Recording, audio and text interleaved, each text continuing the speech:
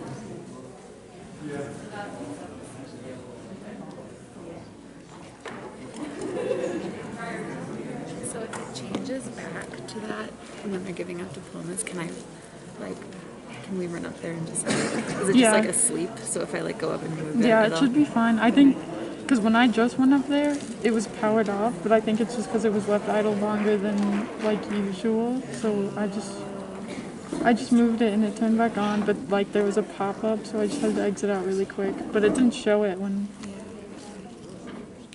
Okay.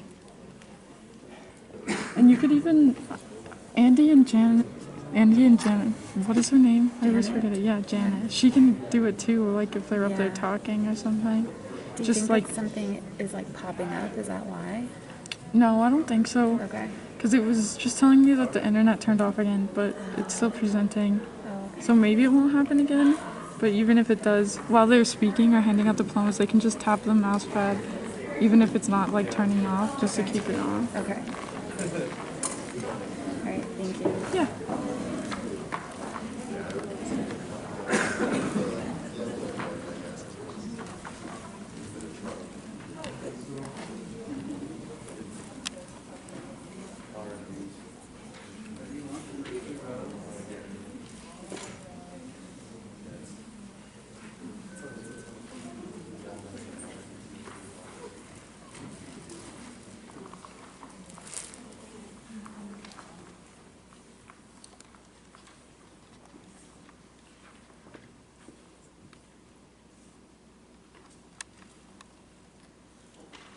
Okay. Welcome, everyone. Welcome, graduates. Welcome to their families and friends. Welcome to our faculty and our staff. And welcome to current CU students. I want to welcome you all for being here. I also want to congratulate you all for finding this room. I want to thank Brooklyn for helping me find this room. Without her, I don't think I would have made it, and there would have been no ceremony. In the end, folks, I want to welcome all of you to the first in-person political science graduation in 2 years.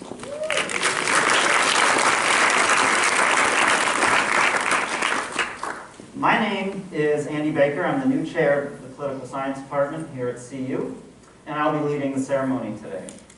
To get us started, I'll let you know that I've got good news and I've got bad news for you. First, the bad news. Our winter graduating classes are always much smaller than our spring graduating classes, so that means that there's less fanfare, less pomp and circumstance for this ceremony today than there will be in the spring. Your graduation speaker today won't be some accomplished alumnus who works in politics or business or academia, but rather your graduation speaker will be me.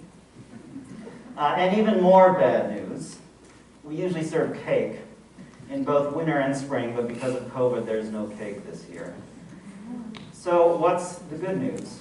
Well, in all seriousness, friends, let me repeat. This is the first in-person political science graduation in 2 years. Think about that. Every person in this room has been through so much the past 2 years. We all have that in common. We've missed out on so many events like this and others, and yet here we are.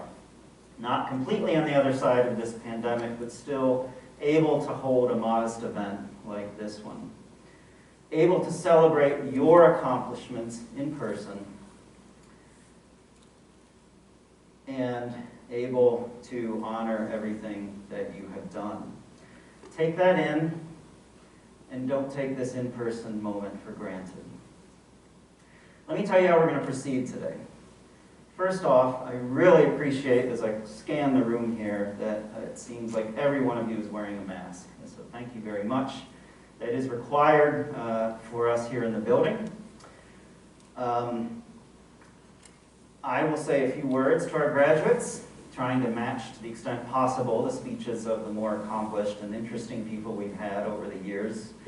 And then my colleague and our Director of Undergraduate Studies, Professor Janet Donovan, will read the names of our graduates and have you all pick up your diplomas up here, and that'll be it. So the last piece of good news is that this ceremony will be brief. All right, so just a few words to our graduating class. Graduates, you've all been through a lot, so much the last 4 or 5 years. Things have been really hard for you. The list of struggles starts with COVID, of course. I think the past 2 years are up there with the weirdest in the history of higher education. And many of you may have experienced illness yourself, and some of you maybe even experienced family loss because of the pandemic. Not to mention, of course, at least 10 million dead worldwide and still counting. But the list of challenges from the last 5 years doesn't end there. There's the murder of George Floyd, there's the events of the 2020 election, there's the now seemingly annual summertime wildfires with poor air quality in Boulder, and of course there's the King Soopers shooting. So friends, it's been rough. And the world, our country, our political system, and the climate are changing before our very eyes. Some observers are starting to call people your age Generation C, the COVID generation. The generation that will be indelibly stamped with the consequences of social distancing, social isolation, remote learning, long COVID, economic crisis, lost loved ones. Of course, mental health has deteriorated in the country. Anxiety and depression rates have skyrocketed among adolescents and young adults. Crime rates are up. So what can you all